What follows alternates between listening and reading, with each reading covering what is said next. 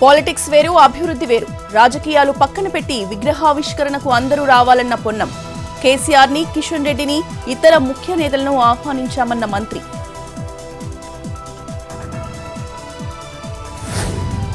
మాజీ ఎమ్మెల్యే చెన్నమనేని రమేష్ కు హైకోర్టులో ఎదురుదెబ్బ. కోర్టును చెన్నమనేని తప్పుదోవ పట్టించడంపై హైకోర్టు సీరియస్. జర్మనీ పౌరుడిగా ఉంటూ ఎమ్మెల్యేగా ఎన్నికయ్యారన్న న్యాయస్థానం. 30 లక్షలు జరిమానా విధించిన హైకోర్టు.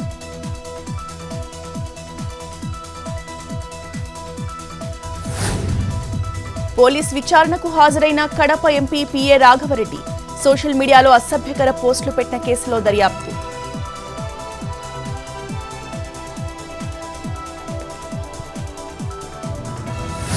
విశాఖ డైరీ అవకతవకలు ఆరోపణలపై శాసనసభ ప్రత్యేక హౌస్ కమిటీ విచారణ. జ్యోతుల నెహ్రూ నేతృత్వంలో కమిటీ. అంశాల వారీగా విచారణకు స్వీకరించిన కమిటీ.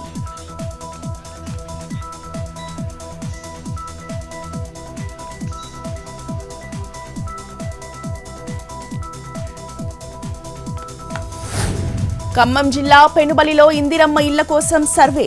ఇళ్ల కోసం అర్జీ పెట్టుకున్న వారి జాబితాను పరిశీలిస్తున్న అధికారులు.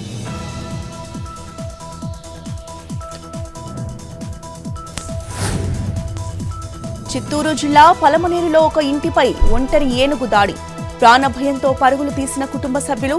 వంటగదిలోని రాగులు, బియ్యం నాశనం చేసిన ఏనుగు.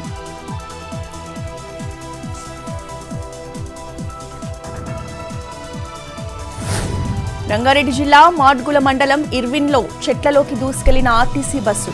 ప్రమాదం జరిగిన సమయంలో బస్సులో 130 మంది విద్యార్థులు. స్వల్ప గాయాలతో బయటపడిన స్టూడెంట్స్.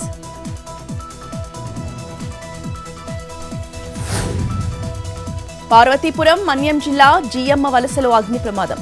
చంద్రమౌళి అనే వ్యక్తి టిఫిన్ షాప్లో విద్యుత్ షార్ట్ సర్క్యూట్. అగ్నికి ఆహుతైన టిఫిన్ దుకాణం.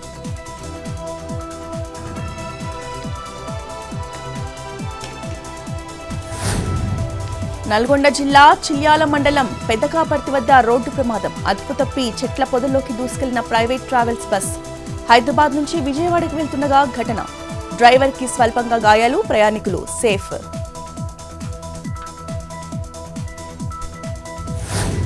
ములుగు జిల్లా ఏటూరు నాగారంలో 20 ఎకరాల్లో అడవి నరికివేత. పోడు సాగు కోసం చెట్లు నరికేస్తున్నా పట్టించుకొని ఫారెస్ట్ అధికారులు.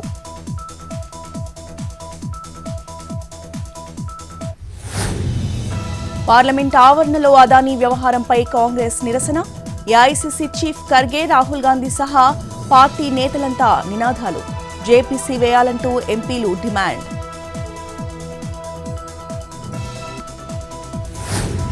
రామాయణ సినిమాపై షూటింగ్ అప్డేట్ ఇచ్చిన రణ్బీర్.